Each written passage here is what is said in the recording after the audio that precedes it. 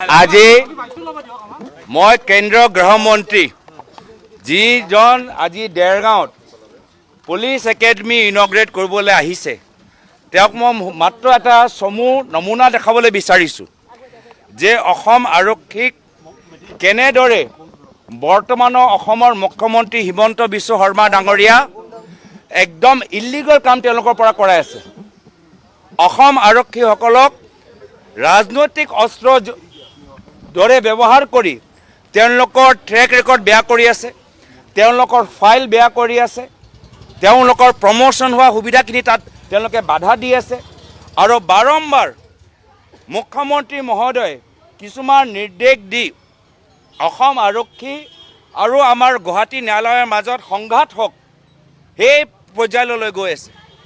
বাৰম্বাৰ গুৱাহাটী হাইকোৰ্টে সুপ্ৰিম কোৰ্টে অসম আৰক্ষীক বাৰম্বাৰ নিৰ্দেশ দি আছে যে আপোনালোকে আইন উলংঘন নকৰিব, আপোনালোকে আইনটো ইলিগেলি ইণ্টাৰপ্ৰেট নকৰিব, বাৰম্বাৰ কঠোৰ নিৰ্দেশ দিয়ে গৈ আছে। তথাপিও বৰ্তমানৰ মুখ্যমন্ত্ৰী আজি অসম আৰক্ষীৰ পৰা এনেদৰে কাম কৰাইছে। নগাঁৱত দুজন আৰক্ষীৰ ওপৰত বৰ আক্ৰমণ হ'ল, তেওঁলোকক কেনেদৰে মাৰিলে, পিটিলে, সেইসকলক ক'ত গ'ল?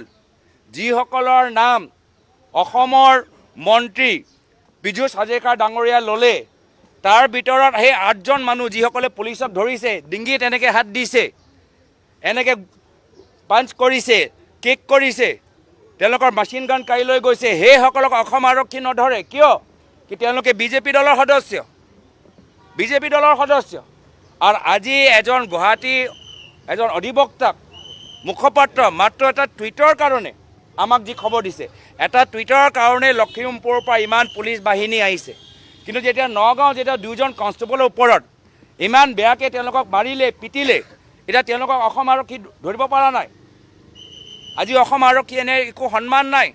মই গৃহমন্ত্ৰী অমিত শ্বাহ ডাঙৰীয়াক নমুনা দিছোঁ কি চাওক, এয়া হৈছে মুখ্যমন্ত্ৰী হিমন্ত বিশ্ব শৰ্মা ডাঙৰীয়াৰ নেতৃত্ব আৰু অসম আৰক্ষীৰ বেয়া ব্যৱহাৰ। কি যেতিয়া 2জন আৰক্ষীৰ ওপৰত আক্ৰমণ হয় তেতিয়া মুখ্যমন্ত্ৰী নিমাতিকন্যা হৈ থাকে যেতিয়া 2জন আৰক্ষীৰ ওপৰত আক্ৰমণ হয়। আজি কি মানৱ ডেকা ভগৱান নেকি? আজি কি পীযুষ হাজৰিকা ডাঙৰীয়া ভগৱান নেকি? আজি হিমন্ত বিশ্ব শৰ্মা ডাঙৰীয়া ভগৱান নেকি? আজি গোটেই বিজেপি দলটো ভগৱান নেকি? অসমৰ মানুহে আৰক্ষীক পিটিব পাৰে, কিন্তু ভগৱানৰ বিৰুদ্ধে মাত মাতিব নোৱাৰে, ভগৱানৰ বিৰুদ্ধে টুইট কৰিব নোৱাৰে, মানৱ ডেকা ডাঙৰীয়াৰ বিৰুদ্ধে টুইট কৰিব নোৱাৰে, পীযুষ হাজৰিকা ডাঙৰীয়াৰ বিৰুদ্ধে টুইট কৰিব নোৱাৰে, হিমন্ত বিশ্ব শৰ্মা ডাঙৰীয়াৰ বিৰুদ্ধে টুইট কৰিব নোৱাৰে, আৰু বিজেপি দল হ'লে পুলিচক পিটিব পাৰে। এয়াই বাৰ্তা দিবলৈ বিচাৰিছে গৃহমন্ত্ৰী অমিত শ্বাহ ডাঙৰীয়া, এয়া বাৰ্তা দিবলৈ বিচাৰিছে মুখ্যমন্ত্ৰী, এয়া বাৰ্তা আজি অসম আৰক্ষীক দিবলৈ বিচাৰিছে কি তোমালোকৰ 2জন সতীৰ্থসকলক বিজেপি দলে মাৰিব পাৰে, পিটিব পাৰে, যে তোমালোকে নিমাত হৈ থাকিবা। আৰু যদি অসম আৰক্ষীক আমি ইলিগেল অৰ্ডাৰ দিওঁ, যি অৰ্ডাৰ তেওঁলোকৰ ট্ৰেক ৰেকৰ্ড বেয়া কৰিব, যি অৰ্ডাৰ তেওঁলোকৰ প্ৰমোশ্যনত বাধা দিব, যি অৰ্ডাৰ তেওঁলোকৰ ওপৰত পিছত গৈ কেছ হ'ব, যি অৰ্ডাৰ পিছত গৈ গুৱাহাটী হাইকোৰ্ট সুপ্ৰিম কোৰ্টত তেওঁলোকে হাজিৰ হ'ব লাগিব, এনেধৰণৰ কামখিনি কৰাইছে। এনেধৰণৰ কামখিনি কৰি আজি কাক তেওঁলোকে বিপদত পেলাইছে? অসম আৰক্ষীক। মুখ্যমন্ত্ৰী হিমন্ত বিশ্ব শৰ্মা ডাঙৰীয়া এনেদৰে অসম আৰক্ষীক ব্যৱহাৰ কৰি অসম আৰক্ষীসকলক বিপদত পেলাই আছে।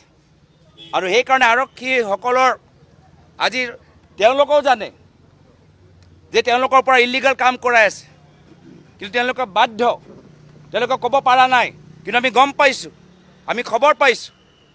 আজি সেইকাৰণে কেন্দ্ৰীয় গৃহমন্ত্ৰী অমিত শ্বাহ ডাঙৰীয়া আজি এইখিনি বাৰ্তা কওক, আপোনালোকৰ সতীৰ্থসকলক সোধক কি গৃহমন্ত্ৰী আপোনালোকে পুলিচ একাডেমি দেৰগাঁৱত এইখিনি কথা শিকাবলৈ গৈছে নেকি?